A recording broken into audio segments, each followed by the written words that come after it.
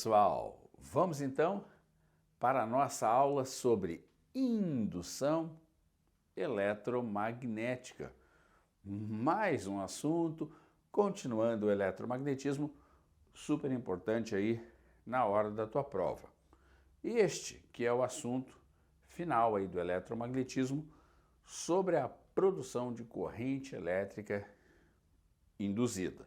Na figura, a gente tem aqui bobinas condutoras, né? Onde um campo magnético variável vai produzir uma força eletromotriz e aí então a corrente elétrica vai circular nas espiras e é isso, essa corrente elétrica induzida que a gente vai estudar aqui.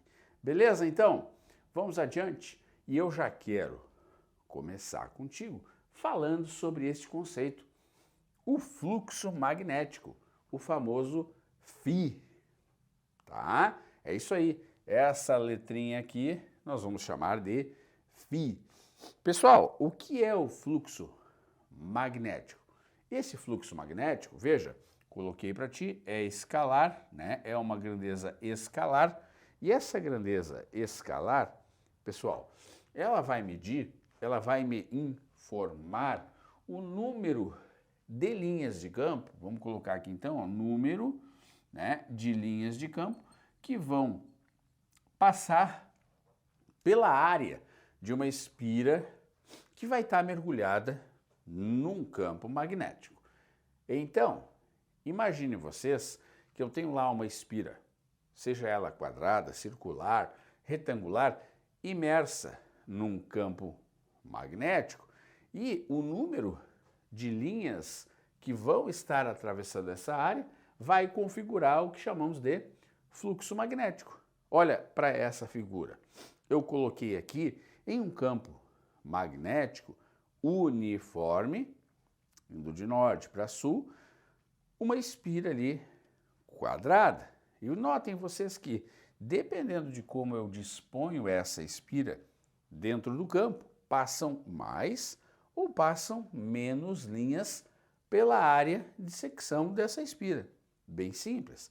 E este número de linha, ou melhor, este número de linhas que vão passar ali pela área de secção, galera, depende de quem? Depende da intensidade do campo, que eu vou dar aqui em Tesla, né? Vamos colocar aqui, tá? Depende da intensidade do campo, da área da espira, que eu vou dar em metros quadrados, e do ângulo entre a normal e o campo. O que é essa normal? Se vocês pegarem, por exemplo, a espira aqui, a normal, pessoal, é essa reta imaginária perpendicular ao plano da espira. Essa reta normal, né, é uma espécie de referência para nós sabermos essa inclinação dela em relação ao campo. Veja, aqui ela não tem inclinação em relação ao campo magnético. Já aqui, pessoal, ela tem uma inclinação em relação ao campo magnético. Então, o ângulo θ entre as linhas de campo é normal.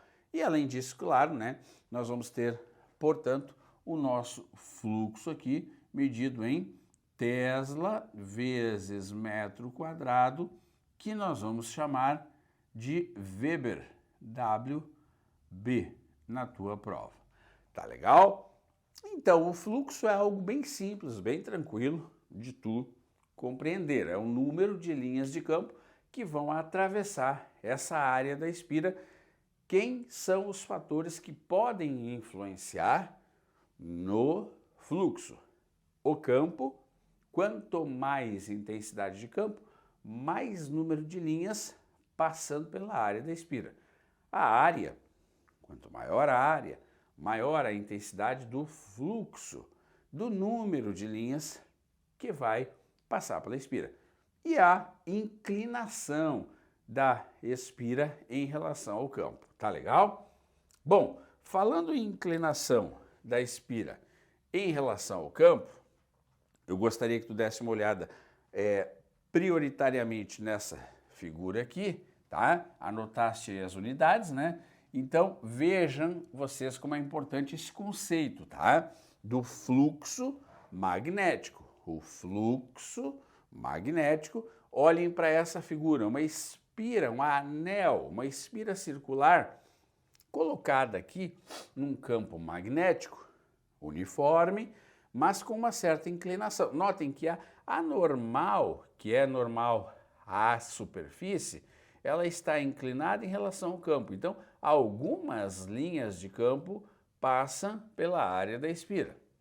Notem, pessoal, que aqui eu vou ter um fluxo que eu calculo por BA cosseno de θ. Show! Mas quando não existe uma inclinação da normal para com o campo, ou seja, a espira está disposta perpendicular ao campo, vocês notem que efetivamente todas as linhas de campo estão passando por dentro daquela área da espira. O cosseno de θ vai ser 1, e aí então o fluxo é máximo nesse caso, né, pessoal? Vamos colocar aqui, ó, esse fluxo, este número de linhas que passa por dentro dessa espira é máximo. Agora, quando a espira está formando a normal, um ângulo de 90 com o campo, nota, né? Seria algo mais ou menos assim. Deixa eu pegar aqui o meu cabo para te mostrar. Seria mais ou menos assim. Quer dizer, eu teria a espira aqui, né? Como tu bem pode ver, e eu teria o campo aqui. Nota, a normal, pessoal, seria algo assim, como está aqui. Olhem a normal aqui, ó. E essa varetinha está mostrando a reta normal, que é a minha reta referência. Vocês estão vendo que eu estou pegando e usando aqui um cabo, né, para fazer de conta que é a nossa espira. Olhem a reta normal, olhem a função da reta normal. É justamente mostrar como o plano da espira se encontra em relação ao espaço. Tudo bem? Agora, notem que quando a minha reta normal forma 90 com a linha de campo, olha só, não passa nenhuma linha de campo por dentro da área da espira. Então, vejam, nesse caso aqui, eu tinha uma inclinação, né? Tinha algo assim, por exemplo, né? Agora, neste caso aqui, eu tinha assim, né, pessoal? Na mesma direção. Ou seja, a normal e o campo eram paralelos entre si. Então, o fluxo é máximo. Agora aqui, a normal e o campo formam 90 graus. Logo, não passa. Então, não passa nenhuma linha de campo nesse caso aí. Tudo bem? Tudo entendido aí? Legal? Então, nesse caso aqui, a gente vai ter o fluxo nulo, tá? Repetindo, o fluxo mede o número de linhas de indução que atravessa a área de uma espira imersa num campo magnético, tá? Notem vocês, então, que se eu inclinar a espira, projetar ela no campo, eu vou mudar o número de linhas de campo que passam pela área dessa espira. Show? Legal, né? Bem fácil de entender essa grandeza escalar, que é justamente o número de linhas, o chamado fluxo magnético. Tá legal? Medido em Weber. Tudo tranquilo até aí. Nota, pessoal, eu quando falo em indução, já introduzindo o conceito para ti, quando eu falo em indução, eu tenho que pensar que é um fenômeno dinâmico, tá? Ele vai exigir movimento. Como assim? Indução, induzir, pessoal, é fazer com que este fluxo magnético varie, né? E aí, variando, eu consiga produzir, já introduzindo o conceito para ti, uma corrente elétrica circulando no dispositivo. Veja, aqui está a introdução do nosso assunto. Nesta tela, neste quadro, fala o seguinte: o fenômeno da indução é um fenômeno dinâmico. Então, em que consiste a indução? Porque eu já te mostrei o que é o fluxo. Então, no momento, pessoal, em que eu fizer variar este fluxo, quando houver a variação do fluxo magnético, eu vou fazer surgir na espira ou nas espiras o que chamamos de E, que é a força eletromotriz. Deixa eu colocar aqui para ti, ó. Este E significa força eletromotriz. E, por sua vez, como eu falei lá na introdução, a corrente elétrica induzida. A corrente elétrica que a gente chama de corrente elétrica induzida. Então, pessoal, este é o nosso assunto de hoje. A variação do fluxo provoca uma força eletromotriz que, por sua vez, vai fazer surgir uma corrente induzida. Então, te apresentando o fenômeno da indução, o que eu quero destacar daqui, né? Muitos dispositivos utilizam isso, como os dínamos, por exemplo, né? Então, imaginem vocês que eu tenho aqui, ó, os polos de um ímã, e aqui tu sabe, eu vou ter, né, um campo magnético indo do norte para o sul, e essa espira aqui retangular posta a girar. Bem, pessoal, já trazendo aquele conceito anterior do número de linhas, no momento em que essa espira retangular ela gira, o que acontece? Varia o fluxo. Vejam, o número de linhas que atravessa a área dessa espira vai mudar conforme ela vai girando no seu próprio eixo. Isso vai produzir essa força eletromotriz que aqui, já nós vamos falar, é volt, é uma força que é volt, e por consequência vai circular uma corrente elétrica na minha espira. Então, a indução, ela consiste no quê? Produção de corrente elétrica a partir da variação do fluxo, tá legal? Então eu gostaria que tu anotasse isso aqui, porque isso é a síntese do nosso estudo hoje, tá legal? Um quadro, portanto, introdutório. Olhem que interessante, essa bobina, né, ligada a um detector ali, né, de voltagem nesse caso, e aqui o ímã entrando e saindo, se aproximando e se afastando, portanto, variando o fluxo magnético. É simples de tu entender que quando ele se aproxima, vai aumentar esta intensidade de linhas de campo, né, que atravessam por dentro das espiras. Quando ele se afasta, vai diminuir. Ora, é um fenômeno dinâmico, existe movimento relativo entre o ímã e as espiras, vai variar o fluxo, vai surgir uma força eletromotriz, que aqui é volt, lembra disso, já vamos falar, e essa variação de fluxo vai produzir corrente que circula nas espiras, tá legal? Eu vou até sair da lousa para tu ver a anotação com carinho, certo? Então, esta é a síntese aí do nosso estudo hoje, tá bom? Então, a gente já sabe que o número de linhas de campo é fundamental nesse processo, mas também a área, né, dessa espira, bem como a intensidade do campo, são fatores aí dependentes, né, para que haja a variação do fluxo.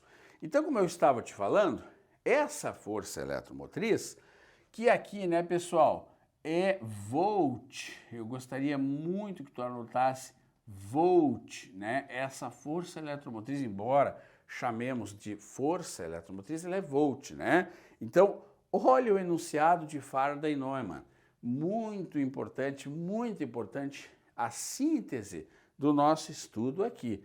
Olha só, pessoal, este é bacana de a gente ler. Toda vez que o fluxo do campo magnético, que eu chamo de φ, tá legal? φ é fluxo do campo magnético.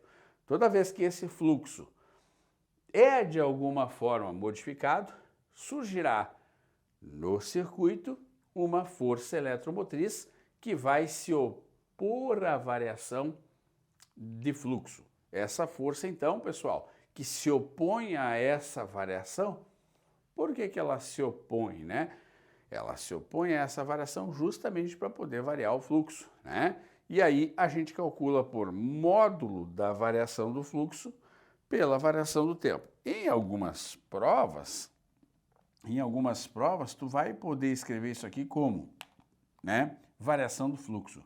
Fluxo final, que tu calcularia usando lá aquela equação do fluxo, menos o fluxo inicial, dividido por quem? Dividido pelo tempo aqui, que é a minha variação de tempo. Tá? Se for necessário, tu calcula o fluxo final, calcula o fluxo inicial com a equação de fluxo, né? E aí, então, coloca aqui para achar a força eletromotriz, que é medida em volt, tá? Essa força eletromotriz, então. Este enunciado, esta lei de Faraday-Neumann, tá? Ela sempre vai dizer que se de alguma forma variar o fluxo, e a gente sabe como que pode, né, variar o fluxo, né? Posso mexer no campo, posso aumentar ou diminuir o campo, porque nós vamos lembrar, né? Vale lembrar que esse fluxo, quem ele é? Ó, B, A, cosseno de θ. Então, veja, eu posso aumentar ou diminuir o meu campo magnético, posso mexer na área ou inclinar minha espira em relação ao campo. Toda vez que houver essa variação, grava isso. Essa força eletromotriz vai se opor a essa variação de fluxo, tá bem? Ela vai se opor a essa variação de fluxo. Algumas provas trazem um menos aqui na frente, justamente por causa dessa questão do se opor à variação do fluxo. Ela se opõe à variação do fluxo, tá? Para que eu consiga, então, entender isso aí, né? Aqui coloquei para ti, onde o nosso Ezinho é a força eletromotriz, aqui o módulo da variação de fluxo e o intervalo de tempo ali. Então, queridos, sempre aqui em cima, sempre na parte superior aqui, onde a gente tem a variação do fluxo, a gente vai medir isso aqui em Weber, tá? E aqui embaixo a gente vai medir em segundos, Weber por segundo vai me dar o volt, tá? É muito comum em algumas provas de vestibular aparecer essa unidade, Weber por segundo, tá? Como então sendo uma unidade para que tu entendas que ele está falando aqui de volt. Tá legal? Tudo bem? Claro, o enunciado diz que essa força eletromotriz vai se opor à variação do fluxo, tá? A gente vai ter que cuidar isso aí. Daqui a pouco tu vais entender melhor isso aí. Muito bem, tá? Então, já sabemos que a variação do fluxo vai provocar uma força eletromotriz induzida, tá legal? Olha a unidade aí, olha a maneira ali de abrir essa equação, caso seja necessário. Tudo bem, vamos lá adiante, então, neste conteúdo que é bem importante, tá? Que é bem relevante aí, bastante cobrado em prova. Muita coisa qualitativa é exigida de ti nesse aspecto aqui. Pois bem, aqui só para fechar a questão dimensional, né? 1 volt é 1 Weber por 1 segundo. Então, essa lei que acabamos de ver nos leva também para a lei de Faraday, onde ele fala que a variação temporal do fluxo no interior de uma espira induz uma força eletromotriz, uma tensão, vulgarmente chamada de tensão, né, pessoal? Veja, muito importante que variando o fluxo você vai ter o E. Aquele E é a força eletromotriz, que aqui a gente vai encontrar em muitas provas a palavra tensão e, consequentemente, a corrente elétrica induzida. Como te falei, aqui está a síntese da indução eletromagnética. Estão vendo que, à medida em que o cara move esse ímã, né, ele faz o quê? Variar o número de linhas que está passando aqui por dentro dessas espiras enroladas, né? Então, hora aumenta, hora diminui. Olha o que acontece aqui, ó, com o medidor de corrente. Ele mede corrente em um sentido e depois ele mede corrente em outro sentido, né? Por isso que esse ponteiro está ali, portanto, oscilando, tá legal? Então veja, é sim um processo, deve haver movimento relativo entre o ímã e a espira, né? Como, por exemplo, a figura mostra aqui, tá bem? Então isso é muito legal, muito interessante, ó. A variação temporal do fluxo magnético, nada mais, nada menos eu estou te falando, ó, a variação temporal do fluxo magnético. O que ela induz, o que ela provoca, né? Uma tensão que, por conseguinte, vai então produzir a nossa corrente elétrica induzida. Olha que legal a dinâmica desse problema, tá? Ou seja, o movimento relativo entre o ímã e as espiras, e aí então tu tem ali o surgimento de corrente elétrica. Show, né? Olha que legal isso aí, anota. Ok, outra lei bastante importante aqui, tá? É a chamada lei de Lenz, né? Onde eu vou determinar qual é o sentido, vamos aqui sublinhar, qual é o sentido, né, da corrente elétrica lá no nosso condutor. A gente já sabe que se variar o fluxo, vai surgir a força eletromotriz e, por conseguinte, a nossa corrente elétrica. Já sabemos disso, né? Agora, olha que eu falei para vocês. Muitas provas escrevem a equação da força eletromotriz induzida com um menos aqui. E por quê? Justamente para te mostrar que o sentido da corrente elétrica é tal que se opõe, falei para ti que isso aqui ia aparecer, né? Ó, que se opõe, certo? Deixa eu pegar aqui. Que se opõe, né, pessoal, à variação do fluxo. Então vamos ver como é que funciona isso. Como assim? Lendo o enunciado fica um pouco complexo de entender, né? Mas olha só, o sentido da corrente, se nós olharmos para uma espira circular, ou vai ser horário ou vai ser anti-horário. Como é que eu vou determinar isso? Nota, pessoal, que aqui na animação, se tu conseguir observar, veja que interessante. Existe uma aproximação do ímã, mas depois um afastamento do ímã, né? E quando existe um afastamento do ímã, vai ocorrer uma aproximação. Meio confuso, mas vamos tentar entender.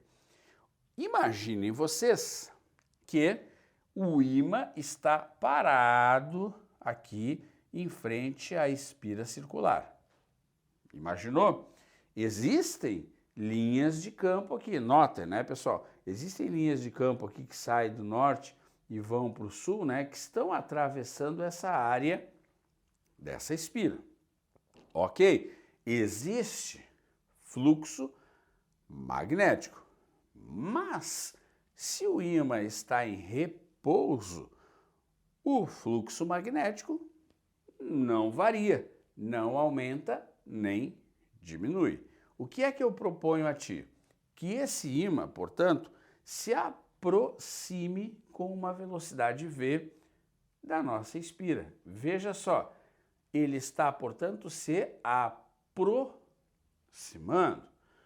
Ora, o sentido da corrente elétrica é tal que se opõe, pessoal. Olha essa palavrinha como é chave nessa dica. Quando acontece a aproximação, vai então variar o fluxo, vai aumentar o número de linhas de campo que atravessa a área da minha espira, graças a essa aproximação. Então, pessoal, se aproxima, o que deve acontecer? Deve afastar. Ora, eu digo, o sentido da corrente é tal que se opõe à variação do fluxo. Como é que é se opor à variação do fluxo? Veja, se está aumentando, deve diminuir. Então, quando eu aproximo, para que eu consiga afastar, que é o oposto, veja, o ímã está se aproximando. O que é que deve acontecer? Afastar. Deve surgir aqui um polo norte. Surgindo um polo norte, norte com norte, vai promover o afastamento, que é o oposto da aproximação. No momento em que tu escreve um N aqui, tu bota a flechinha aqui, este é o sentido ó, da corrente, portanto é sentido anti-horário. Pegou? Pegou? Muito bem. Agora olhem para essa figura aqui. O ímã está se afastando, portanto vai diminuir o número de linhas de campo que está passando pela área da espira, já que o ímã está indo embora. Mas devo fazer acontecer o contrário. Se o ímã está indo embora, devo trazê-lo de volta, né? Para se opor a isso que está acontecendo. Se aqui tem um polo norte, para que eu atraia, deve existir aqui um polo sul, porque sul com norte vai promover o oposto do afastamento, que é a aproximação. Então, pessoal, se o ímã está indo embora, eu devo trazê-lo de volta. Para que eu traga ele de volta, deve ter um polo sul aqui, já que tem um norte nesse pontinho aqui. E aqui o sentido da minha corrente é horário. Então, a grande dica para tu entender a lei de Lenz, uma boa dica é o seguinte: se está aproximando, deve afastar. Vê o polo que está aqui, coloca o mesmo polo aqui. Olha, eu estava aproximando com o norte. Para repelir, deve ter um nortezinho aqui, aí vai repelir, vai se opor a essa variação do fluxo.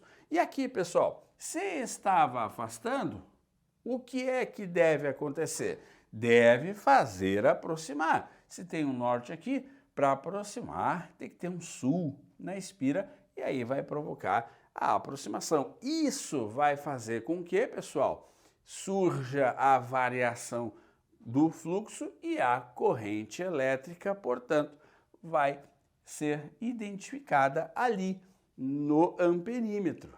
Tá legal? Então a gente brinca aqui que isso aqui é a lei do oposto, né?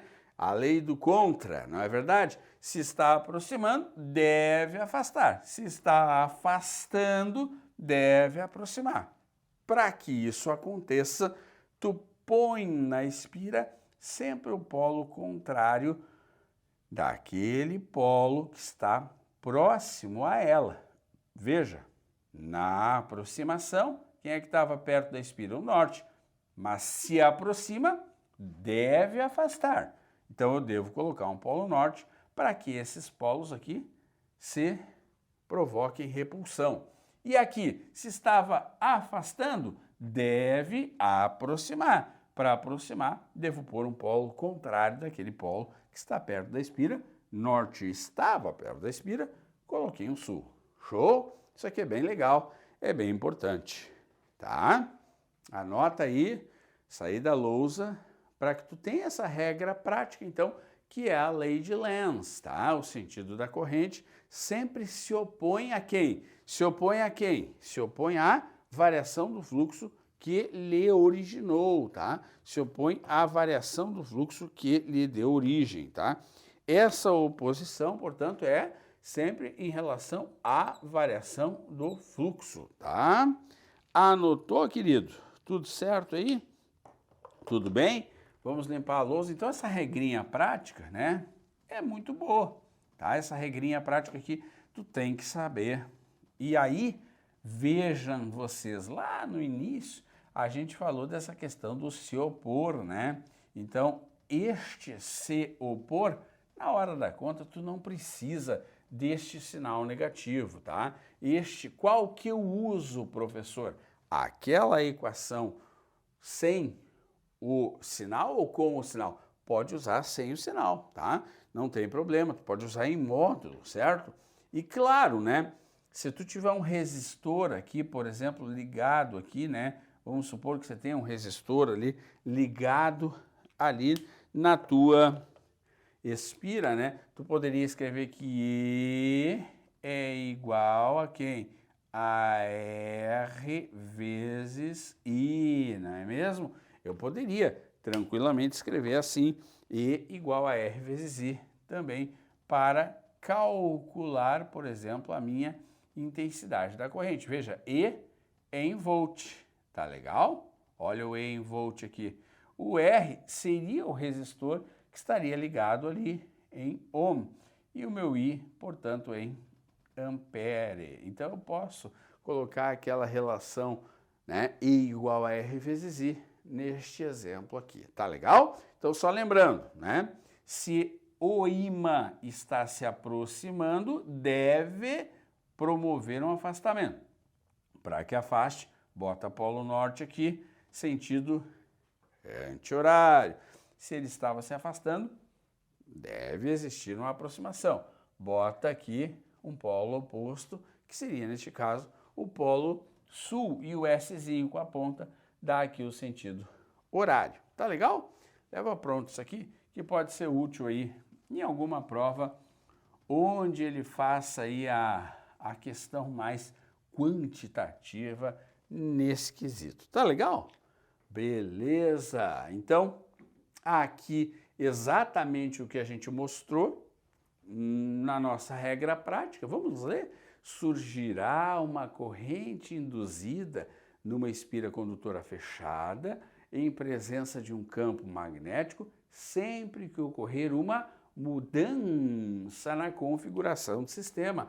E galera, entenda como mudança na configuração do sistema como um movimento relativo entre espira e ímã, tá bom? A corrente induzida terá um sentido tal que ela se opõe à variação do fluxo. Olha aqui, a mesma coisa, o observador, o ímã se aproximando, deve repelir. Para repelir tem que ter um norte, porque norte com norte repele, tá? Mesma coisa que vimos antes. Ímã indo embora, deve voltar, deve se opor a isso, deve se opor a essa variação do fluxo. Porque, veja bem, para eu encerrar esse papo aqui, quando o ímã se aproxima, vai aumentar o número de linhas de campo que está passando pela área da espira. Deve, então, haver uma oposição a isso. É por essa razão que o ímã deve se afastar, tá bom? E aqui, quando ele se afasta, vai diminuir o número de linhas que está passando aqui pela área da espira. Ora, se diminui, deve aumentar. Para aumentar, tem que haver a volta do ímã, né? Portanto, deve se opor. Tá legal? Aqui, de novo, aí, uma figurinha mostrando esse fenômeno dinâmico aí, que é justamente a lei de Lenz. Tá legal? Vamos adiante, então. Olha essa questão super Enem. Muito Enem aqui, ó. São dois exemplos que eu coloquei para ti, onde a variação do fluxo aparece muito, sobretudo em provas, né? Eu coloquei a corda de guitarra e essas cordas de guitarra têm abaixo delas o que chamamos de captadores. Os captadores, pessoal, eles são compostos aqui por imãzinhos, tá? Eles têm imãzinhos aqui, ó. Isso aqui é um ímã, isso aqui é um ímã. Então, esses captadores são ímãs que estão ali próximo das cordas, que são, né, cordas de aço, né? Vejam o que acontece. Escrevi um texto só para tu entender e fazer a leitura comigo. Quando eu toco na corda, né, ela vai vibrar, certo? e vai existir um movimento relativo dela em relação àqueles imãzinhos que tem lá dentro uma bobina, né, pessoal? Tá? Existe um enrolamento, olha lá, ó, um enrolamento de espiras chamado de bobina ali dentro do captador, né? Então, olha só, quando essa corda é tangida, ela oscila e o movimento varia o fluxo do próprio campo magnético, né? Induzindo o quê? Uma corrente, que é um deslocamento ordenado de cargas, tá? A corda oscila se aproximando e se afastando da bobina, que está lá no captador, né? Aquele enrolamento de espiras que está lá no captador, né? E a corrente induzida, o que acontece com ela? Ela varia o sentido com a mesma frequência de oscilação da corda. Então, vai transmitir, ó, a frequência de oscilação lá para o amplificador e para o alto-falante, e aí vai então entender aquilo ali como um som que vai sair na tua caixa de som, tá? Esses captadores, olha que eu escrevi, traduzem o movimento físico das cordas, transformam, portanto, né, em sinal elétrico. Ora, este sinal elétrico, então, vai se transformar aí no som, tá? Então, a questão é, lá na prova do Enem, eles dão a situação física, eles mostram a guitarra, mostram que existe o captador com ali dentro um enrolamento de bobinas e perguntam qual é o fenômeno. O fenômeno está claro aqui para nós, né? Nós estamos mostrando aqui o fenômeno da indução eletromagnética, tá? Esse impulso elétrico aí, então, é entendido depois como um som. E aqui, claro, né, a energia mecânica, olha só, o meu movimento girando essa espira entre os polos de um ímã vai variar o fluxo, o motor elétrico, né, pessoal? E aí, então, essa variação de fluxo vai promover uma força eletromotriz e, por consequência, uma corrente elétrica vai fazer acender a luz. Outro modelo de questão onde ele te pergunta qual é o fenômeno? Indução? Isso, eletromagnética, né? Produção de corrente elétrica a partir da variação do fluxo. Nota, é um fenômeno dinâmico, existe variação do fluxo, tá? Este do captador, tá aí o texto explicado para ti, né? É bem importante, sobretudo na prova do Enem, tá legal? Marca, grifa isso aí que é bem relevante, gente. Vamos aplicar? Então tá, vamos lá.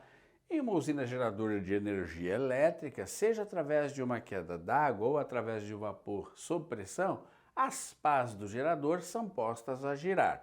O movimento relativo de um ímã em relação a um conjunto de bobinas, olha só, produz um fluxo magnético variável através dela, gerando uma diferença de potencial, o volt, né, nos seus terminais. Durante o funcionamento de um dos geradores, o operador da usina percebeu que houve um aumento inesperado na diferença de potencial. Olha aqui a informação. Houve um aumento inesperado na diferença de potencial. Aumentou o E, né? O volt, certo? Nessa situação, o aumento, olha só que ele foi bem taxativo, o aumento do módulo da diferença de potencial. Vocês lembram, né? A diferença de potencial, que eu chamo de E, quem é? É o módulo da variação do fluxo pela variação do tempo. Olhem a questão, me exigindo conhecer a parte algébrica, mas perguntando questões teóricas sobre isso. Então, pessoal, veja, aumentou a diferença de potencial, né? Esse valor cresceu. Muito bem. Então, a pergunta é simples, né? O aumento do módulo da diferença de potencial obtida nos terminais das bobinas resulta no aumento do quê? No aumento do intervalo de tempo, né? Será? No aumento do fluxo magnético por meio de um aumento da sua área interna exposta ao campo? Mas será que está acontecendo um aumento de área das bobinas que já estão lá? Um aumento da intensidade do campo magnético no qual as bobinas estão imersas por meio da aplicação de campos magnéticos mais intensos? Opa! Rapidez com que o fluxo magnético, rapidez com que o fluxo magnético varia através das bobinas por meio de um aumento da velocidade angular, ou resistência interna do condutor que constitui as bobinas por meio de um aumento da espessura. Veja pessoal, ele deixou bem claro aqui no enunciado que o movimento relativo de um ímã em relação a um conjunto de espiras é o que produz essa questão do meu, olha só, aqui está escrita a resposta, o movimento relativo de um ímã em relação a um conjunto de espiras, né, de bobinas, produz um fluxo magnético variável. Eu não vou abrir o equipamento para mudar a área, eu não vou abrir o equipamento ou mudar a intensidade do campo, é justamente aqui no movimento relativo que vai acontecer a implicação do aumento do E.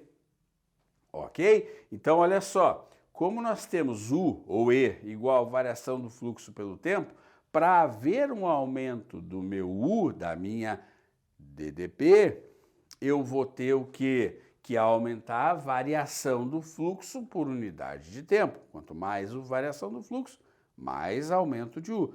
Então, ora, se eu não vou mexer nas bobinas, se eu não vou mexer em área, se eu não vou mexer no campo, eu só posso mexer o quê? Na taxa de movimento relativo. Então, deve ter um aumento na velocidade angular de rotação do ímã em relação ao campo. Tá legal? Olha só, pessoal, que questão interessante, que questão inteligente. Claro que o aluno às vezes pensa, bom, como o fluxo depende do campo, da área, da inclinação, eu poderia mexer nisso, mas aqui a questão chave é, quem é que está promovendo, galera? Quem é que está provocando a variação do fluxo aqui? É o movimento relativo de um ímã em relação a um conjunto de bobinas. Ora, se eu tiver um aumento nesse movimento, ou seja, um aumento na velocidade angular de rotação, eu vou ter um aumento na variação do fluxo. E aumentando a variação do fluxo, vai aumentar a minha DDP. Tá legal? É importante destacar, né, que eu tenho aqui as pás do gerador postas a girar. Portanto, eu coloquei a velocidade angular como resposta aí chave dessa questão, tá? Anota, olha só, pausa o vídeo para tu verificar bem a questão, que é bastante interessante, certo? Muito bem, muito legal, né? Então deixa eu apagar aqui e a gente prossegue. Ah, mas professor, eu fiquei com dúvida aqui, ó, nessa questão da intensidade do campo, né? Campo magnético mais intenso não aumentaria, mas eu não vou mexer no campo, né, pessoal? Eu não vou, porque o ímã que está lá, ele é o ímã e pronto, eu não vou trocar por um outro ímã. Eu não vou tirar aquele ímã que está lá e colocar um maior ou um menor, né? Nesse caso eu teria que colocar um maior, porque houve um aumento da diferença de potencial, eu não vou mexer no ímã. Então, o que vai acontecer é justamente essa taxa de giro aí dentro lá do teu equipamento. Fechado? Muito bem. Outra questão. Os dínamos são geradores de energia. Já caiu em prova, né? Este nome aqui, ó, dínamo, ele transforma a energia mecânica em energia elétrica, tá? Olha só, utilizados em bicicletas para acender uma pequena lâmpada. Para isso, é necessário que a parte móvel esteja em contato com o pneu da bicicleta e quando ela entra em movimento, olha a palavra movimento aqui, né, galera? é gerada energia elétrica para acender a lâmpada. Dentro desse gerador encontra-se um ímã e uma bobina, um enrolamento de espiras. Tá legal? Olha a figura aqui então, ó. Tá vendo? Ali aquele contato daquela alça ali, né, com o pneu faz girar, né, converte energia mecânica, né, em energia elétrica. Mas como ali dentro, pessoal, tem um ímã e uma bobina, tu já está sacando, né? Tu já está sacando o que tem que acontecer, já que eu tenho um ímã e uma bobina. O princípio de funcionamento desse equipamento é explicado pelo fato de que então vamos lá. Letra A, corrente elétrica no circuito fechado gera um campo magnético nessa região. Letra B, a bobina imersa no campo magnético em um circuito fechado gera uma corrente elétrica. Letra C, a bobina em atrito com o campo magnético no circuito fechado gera uma corrente elétrica. Epa, atrito. A corrente elétrica é gerada em um circuito fechado por causa da presença de um campo magnético. Ou letra E, a corrente elétrica é gerada no circuito fechado quando há variação do campo magnético. Tu já sacou. Ótimo, né? Perfeito. De acordo com a leizinha de Faraday-Neumann, como é que eu vou ter o surgimento de corrente elétrica induzida? Como que isso acontece, né? Quando tem a variação do fluxo através desse circuito, pessoal. Então, só pode ser corrente elétrica gerada em um circuito fechado quando eu tenho variação do fluxo magnético. Lembrou? Claro, né? A variação do fluxo vai provocar o surgimento de uma força eletromotriz e, por conseguinte, da minha corrente elétrica. O quê? Como que eu chamo essa corrente elétrica? Vou colocar pequenininho aqui, ó, induzida. Tá legal? Então, é justamente porque essa engrenagemzinha gira, né, que faz ocorrer ali a variação do fluxo e acende a lampadinha, tá? Questão boa aí, bem exigida em prova. Anotou? Show de bola! Que legal, que bacana. Então, a síntese do nosso estudo até aqui, a variação do fluxo promovendo uma força eletromotriz e, por conseguinte, a nossa corrente elétrica induzida. Show! Muito bem! Agora, gostaria de te mostrar a força eletromotriz quando eu tiver esse dispositivo, essa montagem chamada de condutor móvel. Pessoal, para entender isso aqui, eu gostaria que tu imaginasse que eu vou ter um trilho aqui, uma espécie de trilho, né, de metal, e sobre este trilho eu vou colocar um condutor ali, uma haste móvel, que pode se mover ou para a direita, ou, como na segunda figura, sobre este trilho metálico para a esquerda. O interessante é que se nós tirarmos a haste metálica, esse condutor aqui, ele é um circuito aberto. Vocês estão vendo? Ele é aberto aqui, ele é aberto aqui. Mas, se eu coloco o condutor ali em cima, ó, eu faço com que o circuito seja fechado, pessoal. Legal. Fechado, ele vira, ele se torna um circuito fechado. Ele vai ser uma espécie de espira, né, retangular aqui no meu exemplo.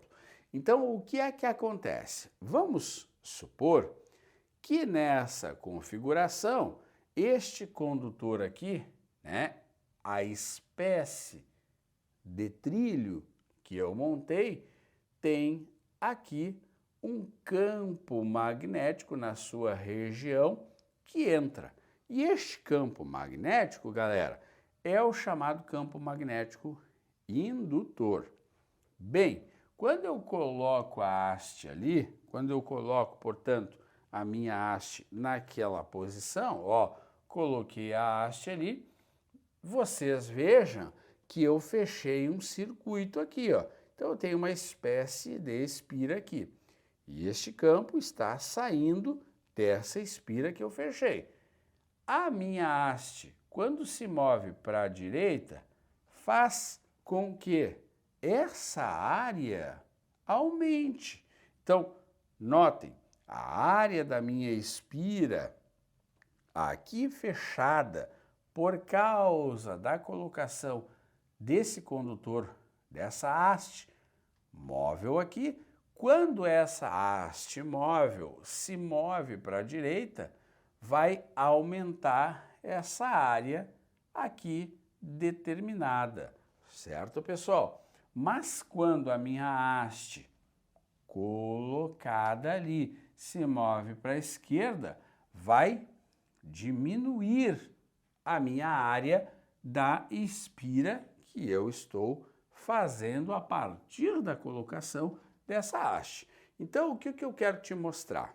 Eu quero te mostrar que quando eu faço o movimento da haste para a direita, vai aumentar o número de linhas, correto? Então, eu vou ter ali um outro campo, que é o campo induzido.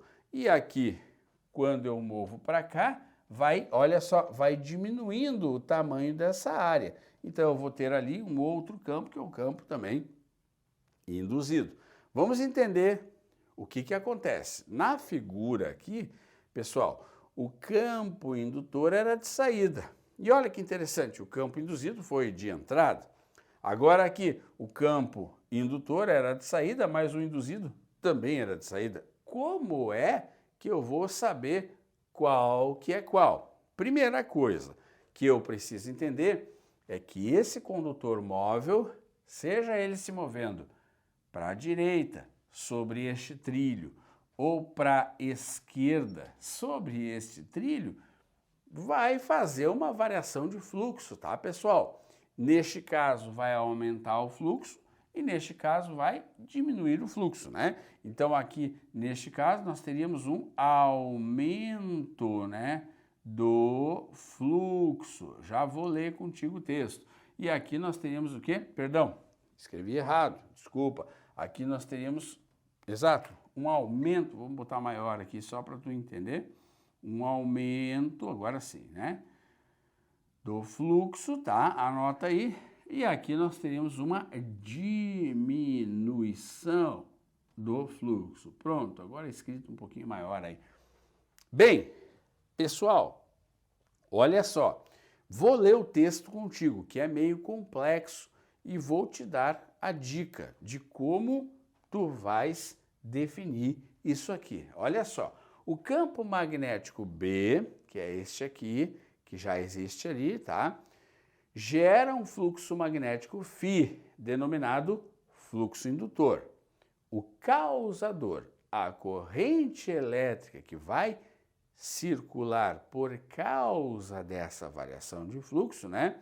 Vai gerar um outro fluxo, que é o φ', denominado fluxo induzido. Veja só que interessante. Por causa da corrente elétrica que vai circular aqui na minha espira, pessoal, é que vai surgir um fluxo induzido. Então, a lei de Lenz diz que o sentido da corrente é tal que sempre se opõe à variação do fluxo magnético indutor. Olha, gostaria que tu sublinhasse isso, ó. Se opõe à variação do fluxo magnético indutor, tá bem? Isso é bem importante. Desse modo, se o φ cresce, o filhinha, se φ cresce, filhinha cresce e surge no sentido contrário para se opor ao crescimento.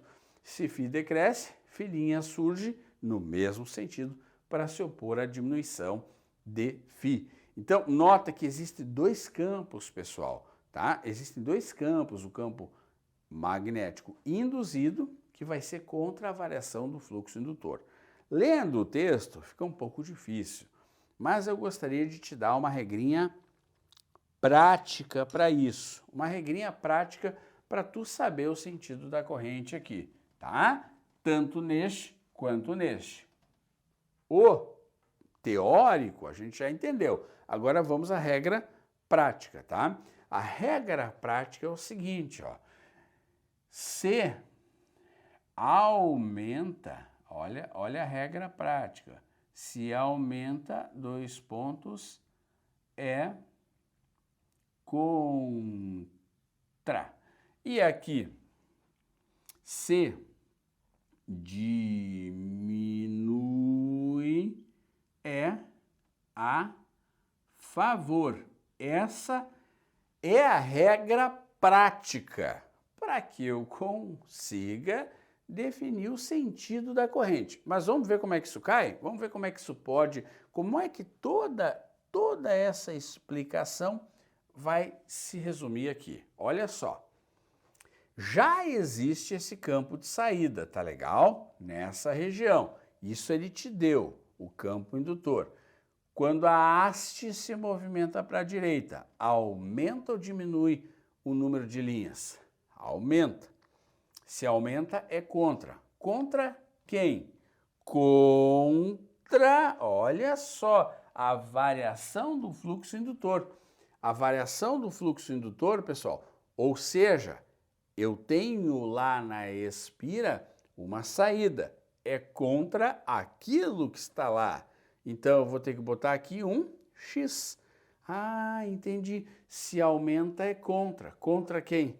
Contra aquele indutor que está lá. O que é o contrário da bolinha? É o Xzinho. E Xzinho é o quê? Xzinho é sul. Lembrando, então, eu vou desenhar um sul. A minha corrente aqui vai ter sentido horário. Mas olha só, quando a haste se move para cá, diminui. E se diminui, é a favor. Mas a favor de quem? Já estava lá, o B indutor, né? Diminui é a favor. A favor de quem? De quem já está lá. Ou seja, né?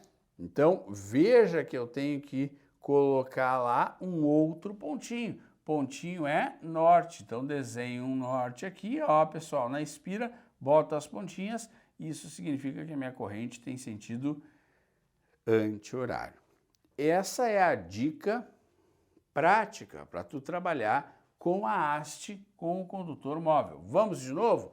Quando a haste se move para a direita, aumenta o fluxo, correto? Aumenta o fluxo. Se aumenta, é contra.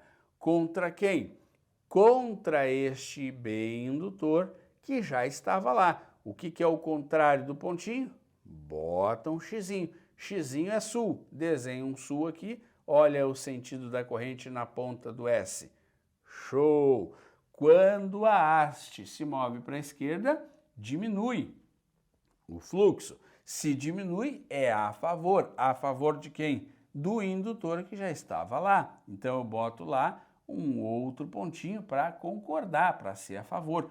Pontinho é norte. Lembrando, né, pessoal? Xzinho significa o quê? Que tu vais desenhar um sul, né? E o pontinho significa que tu vais desenhar um norte e botar na pontinha dessas letras uma seta para dar o sentido da corrente, tá bom?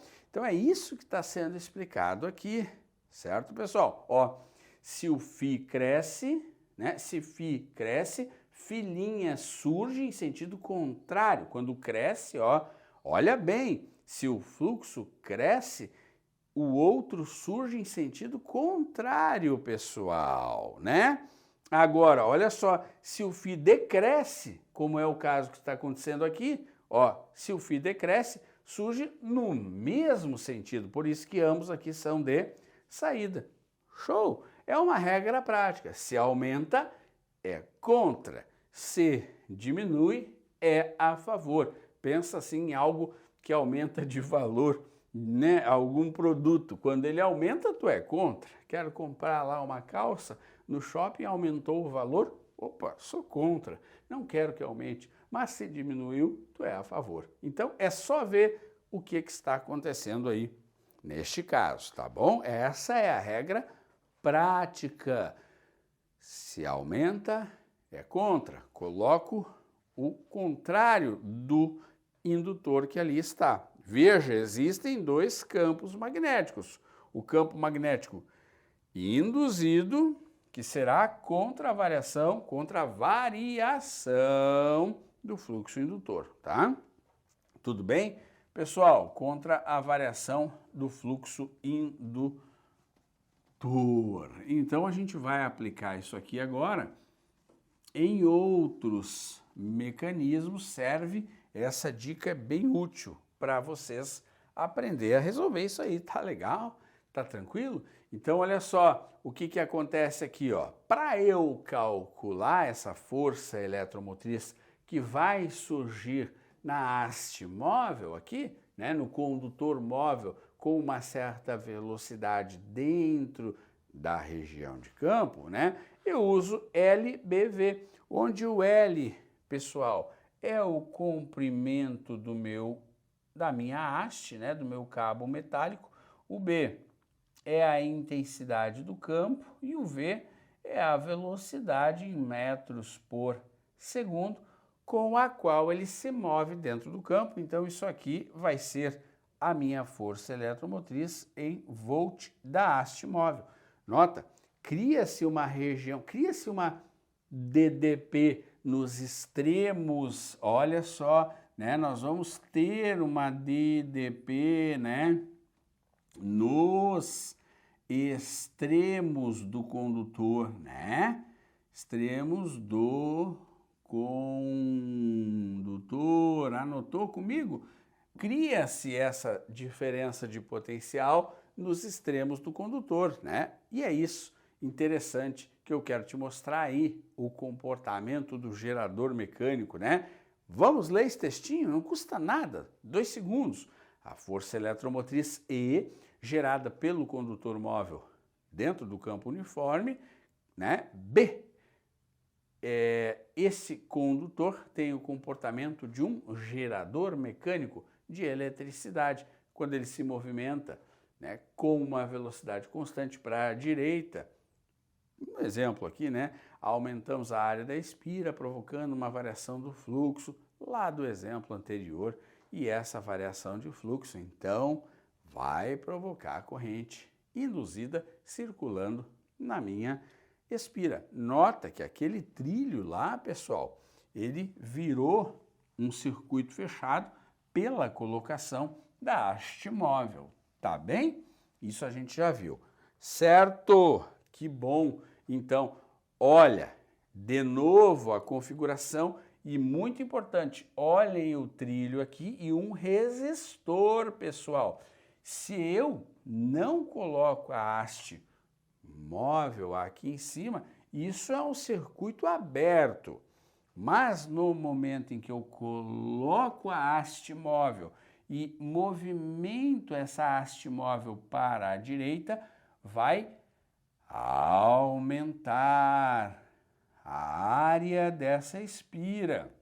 Ora, se vai aumentar a área da espira, vai variar o fluxo. Se vai variar o fluxo, pessoal, vai ter força eletromotriz aqui e vai circular corrente elétrica que vai fazer, então, dissipar uma potência no meu resistor. Lembrando, né, que eu posso escrever E igual a R vezes I, caso ele me pergunte algo em relação à corrente que circula quantitativamente nesse resistor, tá? Então aqui, ó, nós vamos ter o I em ampere, escrevendo novamente essa fórmula para ti. O nosso R aqui vai estar em ohm, né, que é a unidade do resistor, e o nosso E vai estar em volt, tá? Nesse caso aqui, qual seria o sentido da corrente, pessoal? Lembra? Se aumenta, é contra. Já tem um monte de pontinhos lá, né? a haste se movendo para a direita, aumentando aqui o número de linhas. Se aumenta, é contra. Então, tem que botar aqui um xizinho contra aquele lá. Xizinho é o que mesmo? É sul. Então, a minha corrente elétrica aqui vai circular no sentido horário. Tá legal? Lembra disso. Coloca aí, ó. Se aumenta, aumenta quem? Se aumenta aqui o número de linhas, falando assim com a dica para ti, né? Se aumenta, 2 pontos, é contra. Então, veja bem, quando a haste se move para a direita, está aumentando o número de linhas, né? Que estão, neste caso aqui, o quê? Saindo, né? Pela área da espira, porque o pontinho é saindo. Então, se aumenta, é contra. Veja, contra quem? Contra esses pontinhos aqui. Bota um X. Lembra, X é sul. Então, desenho aqui o S. Tá lá minha corrente no sentido horário. Tá legal? Isso aí que está explicado aí para os senhores nessa tela. Então, é só lembrar a regra prática, tu vais conseguir definir o sentido da corrente. Vamos ver mais exemplos. Recapitulando, então, a regra prática do condutor móvel, recapitulando a regra prática, bem como escrevendo o que de fato acontece, vem comigo aqui. Nas figuras, o condutor AC, apoiado num condutor dobrado na forma da letra C, desloca-se com velocidade v. O conjunto, todo o conjunto, pessoal, o trilho e a haste móvel, estão imersos num campo magnético uniforme B. Nessas condições, a área da espira varia e, portanto, varia o fluxo magnético φ. O sentido da corrente elétrica em cada uma das situações. Vamos lá? Vem comigo. Olha só. Quando a haste móvel se movimenta para a direita, o que é que acontece? Aumenta o fluxo magnético φ. Se aumenta, é contra. Então, eu boto um pontinho aqui contra o que está ali. E pontinho é o que mesmo? Pontinho é N. Pontinho é norte. Então, a minha corrente aqui vai circular assim, pessoal, no sentido anti-horário. Olha a explicação, olha a explicação. A regra prática tu já tem. Agora, vamos à explicação? Neste caso, a área da espira aumenta. Consequentemente, o fluxo indutor φ aumenta e o fluxo induzido, φ', surge em sentido oposto, opondo-se ao aumento de φ, pela regra da mão direita, que a gente não está usando aqui, anti-horário. A gente está usando a regra prática. E lá, no segundo caso, hein? Olha, quando a haste se move para cá, o que acontece, pessoal, com o fluxo? Varia, mas aumenta ou diminui? Diminui. Se diminui, é a favor. Bota um xizinho ali, galera. Xizinho é sul, né? Então, a minha corrente aqui vai ter sentido horário. Basta saber. Se aumenta, é contra. Se diminui, é a favor. Lembra? Olha a explicação. Neste caso, a área da espira diminui. Consequentemente, o fluxo indutor φ diminui e o induzido surge no mesmo sentido, se opondo a essa diminuição, né? Pela regra da mão, aqui a gente não está usando a regra da mão, estamos usando a regra prática, nós vamos ter uma corrente no sentido horário, tá? Então, repito, vou colocar de novo aqui, ó, se aumenta, 2 pontos, é contra. Isso para que tu saiba o sentido da corrente, né, querido? E se diminui, 2 pontos, é a favor. Beleza? É assim uma regra prática para determinar o sentido da corrente induzida, dada essa variação de fluxo. Tá legal? Anota, copia, pausa o vídeo. Veja, é muito importante que tu saiba a regra prática, a dica, né? A dica para a hora da prova, mas saiba também explicar o porquê disso, né? Os dois campos que existem aí e esta questão da oposição aí que acontece do fluxo. A espira da figura penetra na região de campo magnético perpendicular ao campo, né, ao plano e entrando nele. Então a gente tem aqui um campo magnético de entrada no plano da página e essa espira, pessoal, ela é uma espira circular, ela vai entrar no campo, vai ficar toda imersa no campo e depois vai sair do campo, assumindo a posição P1, P2 e P3. Olha que interessante, pessoal. Quando ela entra, o que acontece na posição 1? Né? Ela começa a penetrar na região de campo. Então, aqui ó, aumenta o fluxo, correto, pessoal? Cada vez vai passar mais linhas de campo dentro da área da espira. Então, se aumenta o fluxo, vai haver variação de fluxo, vai ter força eletromotriz, vai ter corrente induzida nessa situação aqui. Legal. Na posição 2, a gente não tem nenhum aumento, nenhuma diminuição de fluxo. Veja, tem, sem sombra de dúvida, tem fluxo. Mas a variação do fluxo, ela é o quê? Ela é zero. Poxa, ele está já, ou melhor, ela está toda imersa na região de campo, pessoal. Então não aumenta nem diminui o fluxo aqui nesse caso. Então o que acontece? Se não tem ΔΦ, não tem força eletromotriz e não tem corrente circulando na minha espira. Bacana, inteligente essa tua suposição. Agora, quando ela sai, o que acontece? Veja, cada vez menos números de linhas vai passar por ela. O oposto de quando ela entra, né?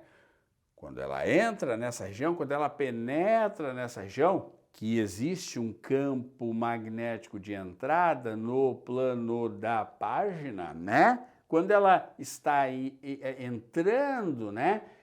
O número de linhas cada vez aumenta mais. Quando ela sai, o número de linhas que passa por dentro dela cada vez diminui mais. Então aqui a gente vai colocar, ó, pessoal, que diminui o fluxo. Veja bem, se diminui o fluxo, tem uma variação de fluxo, tem uma força eletromotriz e vai ter corrente induzida. Então já foi pergunta de prova. Em quais posições, pessoal, em quais posições ocorre o surgimento de corrente induzida? Na posição P1, show, por quê? Porque à medida em que ela entra nessa região, cada vez passam mais linhas de campo por dentro dela, né? E na posição P3, porque à medida em que ela sai dessa região, cada vez passam menos linhas ali. Show! Mas e o sentido da corrente? Será que dá para a gente definir aqui? Veja, dá para definir. Se aumenta, é contra. Bota um pontinho aqui, pontinho é o que mesmo? É norte. Olha aqui, nessa situação, o sentido da corrente estaria aqui. Aqui nessa posição, a corrente é nula, não circula a corrente. E aqui, não está diminuindo? Se diminui, é a favor. bota um xizinho aqui para ser a favor com o que está lá. Xizinho é sul, então aqui o sentido da corrente é horário. Viu que legal? Viu que bacana? Então, este é um caso que já foi cobrado em provas muitas vezes. Anota. Isso, copia. É bacana de tu saber como é que funciona isso aí. Tá legal? Uma situação, então, bem interessante aí. Eles podem te cobrar isso aqui, conceitualmente, né? Mas eles podem também te pedir um gráfico, né, dessas questões. Veja que a corrente, ela muda de sentido, né, pessoal? Então, ela vai ser aqui, ela vai ter um sentido durante esse intervalo de tempo e aqui ela vai ter outro sentido e aqui ela vai ser nula. Então, isso aí pode aparecer. Tá legal? Vamos aplicar, baseado nesse conhecimento? Olha lá, um condutor retilíneo, aqui está ele, e uma espira circular situam-se num mesmo plano. O condutor retilíneo é percorrido por uma corrente elétrica de intensidade I maiúsculo. Determine o sentido da corrente elétrica induzida na espira nos casos, vamos lá, I aumentando e I diminuindo. Primeira coisa, vamos entender o seguinte, esta corrente aqui, quando ela sobe no fio, o que é que ela gera ao entorno do fio? O que ela gera ao redor do fio? Lá pelo efeito Ørsted, que nós já estudamos, essa corrente aqui, quando ela sobe, ela gera um campo magnético ao redor do fio. Lembra? Regra da mão direita. Dedão é a corrente, 4 dedos eu pego o fio. Então, entra no lado de cá, eu vou ter um campo magnético aqui e sai do lado de cá. Ora, fazendo aqui a mesma coisa, né? Essa corrente subindo, então ela vai entrar deste lado, provocar, não ela, né? Provocar um campo magnético de entrada naquele lado direito, correto? E um campo magnético de saída aqui do lado esquerdo. Show! Bacana! Identificamos o campo no qual está submetida essa espira. Mas, professor, como é que eu sei que é de entrada? Pela regra da mão direita, ó, tá? Pela regra da mão direita. Legal. Agora, se essa corrente, ela aumenta, galera, se ela aumenta no decorrer do tempo, o que é que acontece com esse B? Sim, ele também aumenta. Bacana. Ele também aumenta. Se ele aumenta, pessoal, o que acontece com o fluxo? O fluxo aumenta. Então eu vou ter um fluxo aqui, né, que também aumenta. Lembra? Se aumenta é muito bom. Se aumenta é contra. Deixa eu pegar a caneta aqui. Se aumenta é contra. Então, tenho que botar um pontinho, né? Tenho que botar um pontinho. Essa canetinha aqui não está legal, tá? Tenho que botar um pontinho aqui, porque é contra. Se aumenta é contra. Vamos aqui com essa outra mesmo. Se aumenta é contra. Boto um pontinho aqui. Pontinho é norte. Então, vou ter uma corrente aqui neste sentido. Tudo bem, galera? Tudo certo aí, tá? Este campo aqui que eu desenhei aqui, ó, é o campo que vem contra, tá? Isso é bem importante tu anotar. Este campo ali, ele é o campo que vem contra. Olha aqui, ó, se aumenta é contra. Agora sim, com essa aqui vai dar para tu visualizar. Beleza? Vamos para o outro? Vamos para o outro exemplo? Vamos! Então, olha só. No momento em que essa corrente diminui, vamos colocar aqui que essa corrente diminui. Então, esse B aqui, ele diminui. Então, meu fluxo aqui, ele diminui. diminui. Show! Se diminui é o quê? Se diminui é a favor, não é mesmo? Então tem que colocar aqui um outro xizinho. Olha o xizinho aqui, pessoal, tá? É a favor. E xizinho é o que mesmo? Sul. Ah, xizinho é sul, ó. Sul é o que? Sentido horário. Então a resposta é: aqui eu tenho uma corrente de sentido anti-horário, não é mesmo? Por quê, professor? Se B aumenta, o fluxo aumenta. Se aumenta é contra quem já estava lá. E aqui eu tenho uma corrente de sentido horário. Por quê, professor? Se o I diminui, o B diminui e o fluxo diminui. Se diminui é a favor, tá lá um xizinho. Falou? Bacana? Saio da lousa para tu copiar com calma e tranquilidade a regra prática. A explicação está lá nas páginas anteriores para tu saber como é que funciona. Vamos apagar? Legal, né? Então, a regra prática te ajuda aí a entender essas questões da variação do fluxo, né?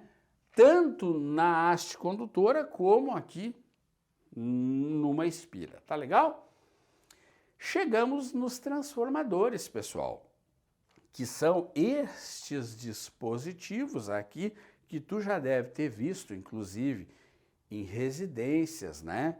Já deve ter visto aí na rua também, que tem um outro aspecto lá no poste. Mas qual é a função de um transformador, meu querido? O transformador, vamos marcar, tem uma função específica, que é modificar a DDP alternada, né, galera?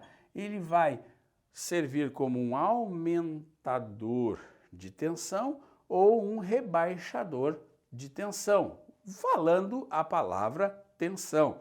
Muito embora a gente costume encontrar em boas provas a palavra DDP. Mas a palavra voltagem é muito especial aqui. Por exemplo, comprei uma geladeira que funciona aqui na cidade em 120 volts. Comprei a geladeira. Vou levar ela para a praia onde a voltagem é 240 volts. Ora, não posso ligar a minha geladeira, que é produzida para funcionar em 120 volts, numa tomada de 240 volts. Não posso. Eu uso, então, um transformador, né? E aqui, pegando o transformador e colocando ele numa outra grafia, eu vou ter um núcleo, né, geralmente de uma substância facilmente imantável, por onde entra a corrente elétrica, um enrolamento de espiras chamado de primário, certo? Por onde sai, né, a tensão de saída, eu vou ter um enrolamento de espiras chamado secundário. Então aqui eu vou ter a voltagem secundária, tá? Voltagem primária, voltagem secundária, que é a que eu quero usar, certo? Então a função deste transformador é justamente aumentar ou diminuir a voltagem, tá? Como é que ele funciona, galera? Ele funciona com a variação de fluxo, porque tu vê, aqui estão as linhas de campo, né? Olha só, que vão passar por dentro da minha espira. Já que eu vou ter um enrolamento de espiras aqui e vou ter corrente elétrica circulando, eu vou ter um campo magnético, né?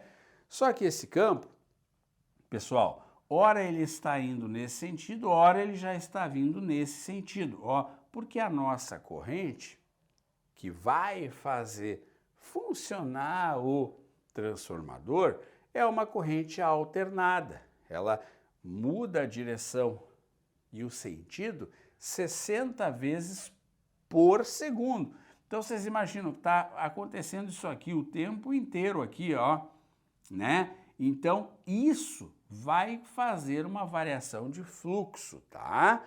Então, em uma dessas bobinas é aplicada a tensão que eu quero transformar, aumentar ou diminuir, e esses enrolamentos a gente vai chamar de primário e secundário, tá legal? Depois de transformada, a tensão é estabelecida nos terminais da outra bobina, que é a secundária, né? E aí eu posso então fazer o meu equipamento funcionar. O que acontece? Essa extremidade, por exemplo, essa extremidade aqui, pessoal, do transformador, ó, é 240 volts, eu ligaria na tomada da minha praia, da minha cidade, onde a voltagem é 240, né? E aqui eu teria uma tomada para ligar a geladeira, que eu, no meu exemplo, coloquei para ti, funciona em 120 volts, tá? Bom, o que é que eles te perguntam sobre o transformador? Para que serve? Aumentar ou diminuir a voltagem? Como é que ele funciona? Baseado no quê? Baseado na variação do fluxo magnético, já que a nossa corrente aqui vai mudar a direção e sentido 60 vezes por segundo, né? Nós vamos ter, portanto, a variação do fluxo magnético aí nesse transformador. Tá legal? Então, claro que eu preciso entender que o transformador tem essa finalidade, mas eu tenho que saber o seguinte, ó, existe uma relação matemática entre a voltagem no primário e a voltagem no secundário. Olha que importante, galera.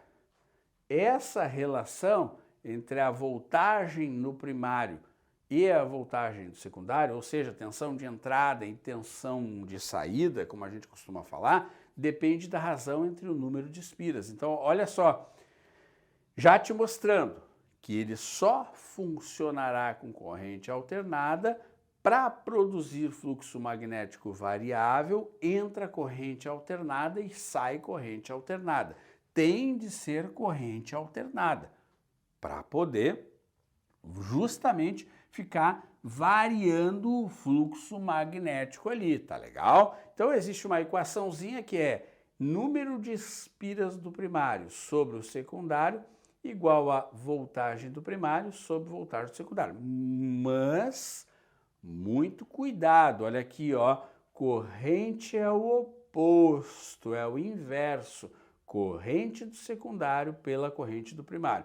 Então eu posso usar assim, essa expressão, ou assim, lembrando que a corrente está sempre no oposto lá. Ó, N1 sobre N2 igual a V1 sobre V2, que é igual a I2 sobre 1, tá bem? Anota isso aí, que é bem especial, pessoal, bem importante de tu saber. Tá legal? Agora, para a gente complementar, quem manda aqui é o secundário. Se o número de espiras do secundário for maior que o primário, esse meu transformador vai ser um aumentador de tensão. Mas se o número de espiras, galera, do secundário for menor do que o primário, ele vai ser um rebaixador de tensão, tá bom? Eu vou ter perdas, sim, de energia por causa do efeito Joule, mas caso essas perdas sejam desprezíveis, lembrando aí, né, que o efeito Joule, o que é? Perda de energia por dissipação térmica, não é mesmo? Então, a potência do primário é igual à potência do secundário, né? Lembrando que potência, né, galera? Potência quem é? É U vezes I. Então, eu posso escrever voltagem do primário vezes corrente do primário igual a voltagem do secundário vezes corrente do secundário. Por isso que se eu colocar voltagem primário sobre secundário, olha aqui, ó, voltagem primário sobre secundário, e U é a mesma coisa que I, eu vou ter I2 sobre 1, o inverso aí. Tá legal? Anota, que é bem importante isso aí, galera. Anotado? Então tá.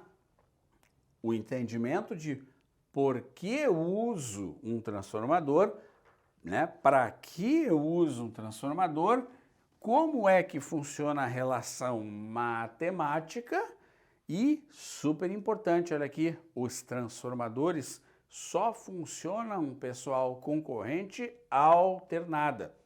Se tu ligar um transformador numa bateria, Por exemplo, numa pilha, se fosse possível, a corrente não vai mudar, pessoal, vai ser uma corrente contínua em termos de direção e sentido, e não vai acontecer a variação do fluxo. E isso não vai promover o funcionamento do meu transformador. Tá legal? Tende a haver aqui variação do fluxo. Para que isso aconteça, a corrente tem que ser alternada. Lembra disso. Eu quero colocar para ti uma parte textual, mas super importante sobre os transformadores, para tu complementar teu material, tá? Olha só, vamos lá a leitura disso aqui e a explicação. Para elevar a voltagem, quando a gente quer aumentar a voltagem, é necessário o que chamamos de compensação. Isso é importante. Eu quero que tu anote isso. O transformador, assim como outros elementos da física, né, eles se baseiam no quesito, né, da conservação de energia. Ele não cria energia do nada. Então, essa parte é bem importante. Ó. Como a potência do primário é igual à potência do secundário, e a gente já escreveu que potência é U vezes I, olha que importante. Se eu aumentar a voltagem, se eu uso um transformador para aumentar a voltagem, para crescer a DDP, veja, a fim de manter esta relação constante, eu devo diminuir a corrente. Opa, então tá aí a compensação. Veja, existe um preço para isso, não é mesmo?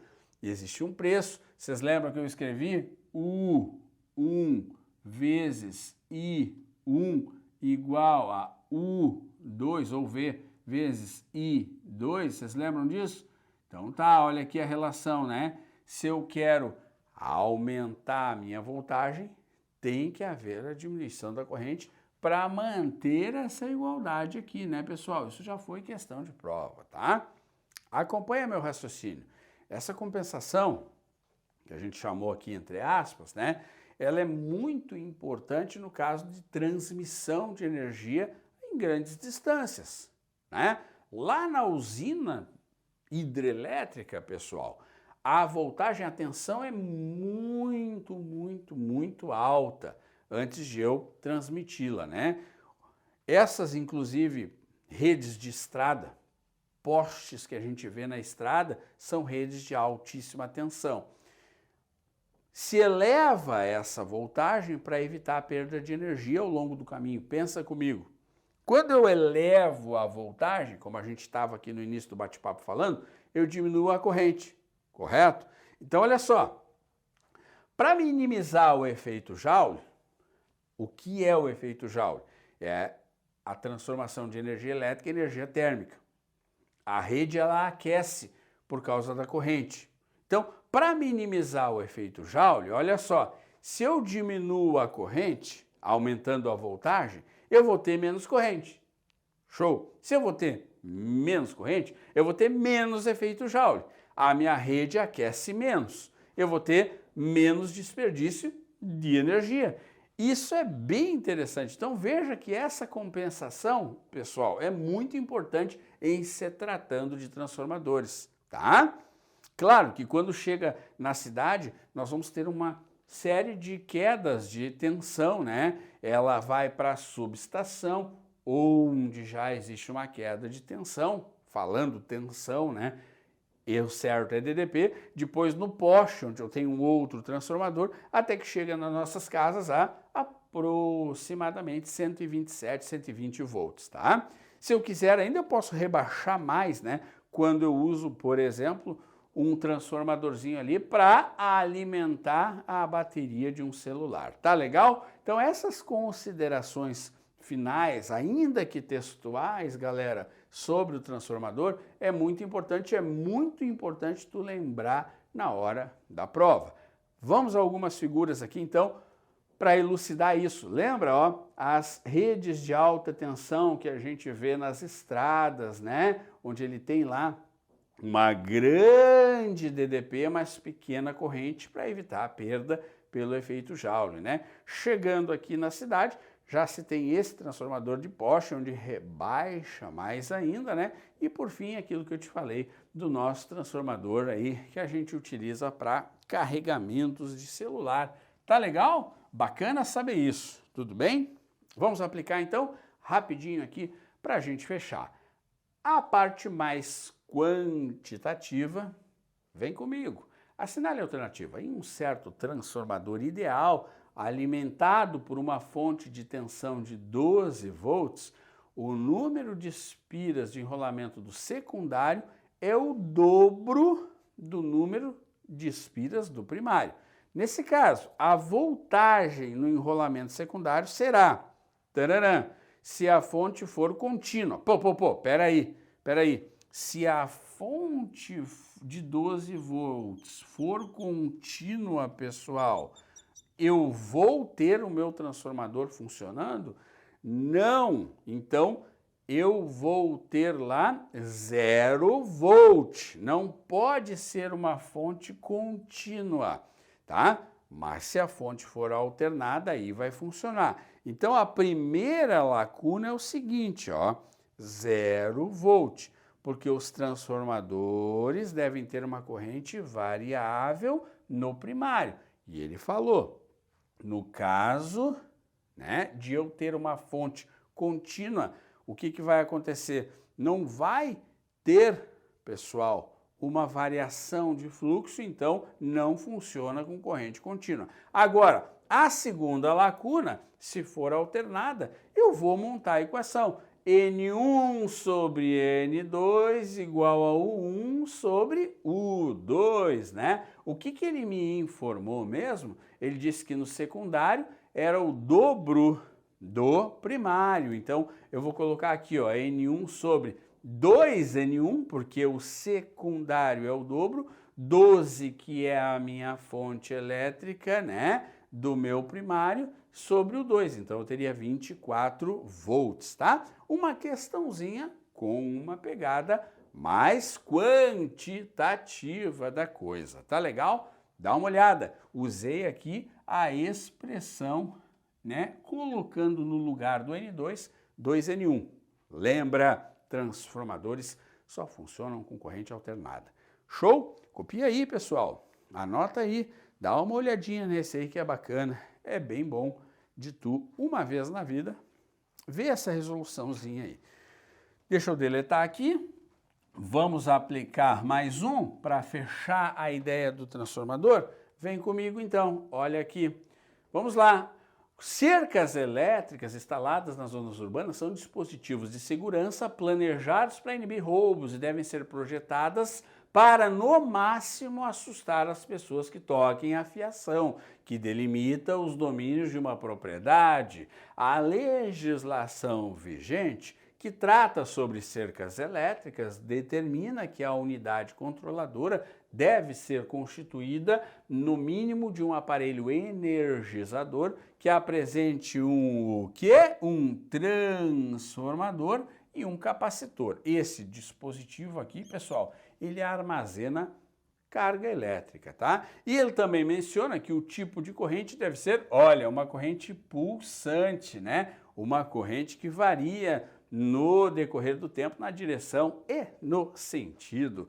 Legal! Estou me sentindo em casa com o conceito de transformador. Considere que o transformador acima citado seja constituído por um enrolamento primário e outro secundário, e que este último esteja ligado lá na fiação. Qual é a função do transformador em uma cerca elétrica, pessoal? Veja, na cerca elétrica, eu não quero que haja uma corrente muito elevada para não matar o indivíduo que toca na cerca. Então, eu tenho uma voltagem alta, mas uma corrente baixa. Então, vamos ler as alternativas, né? A função do transformador na cerca qual é? Reduzir a intensidade da corrente elétrica associada ao secundário. Aumentar a potência? Potência no primário é igual potência no secundário. Amplificar a energia elétrica? Não, né? Proporcionar perdas de energia? Muito menos. Provocar grande perda de potência? Não. Evidentemente, né, que como a potência é a mesma no primário e no secundário, P1 igual a P2, eu posso botar V1 e 1 igual a V2 e 2, né? Para que os possíveis danos causados não sejam mortais, né? A corrente elétrica associada ao secundário tem que ser reduzida, né, pessoal? Então, isso é bem fácil, reduzir a intensidade de corrente no secundário, já que a voltagem é bem alta. Muito bacana isso aqui em termos de prova, sobretudo de Enem. Tá legal? Indução, toda a parte de variação de fluxo, né? Toda a parte de força eletromotriz, corrente induzida, sentido da corrente induzida, condutor móvel e transformadores. Muito importante tu dar uma estudada nisso, focar na parte teórica, na parte prática, porque aparece bastante. Estuda, monta um roteiro. Um abraço do Dani.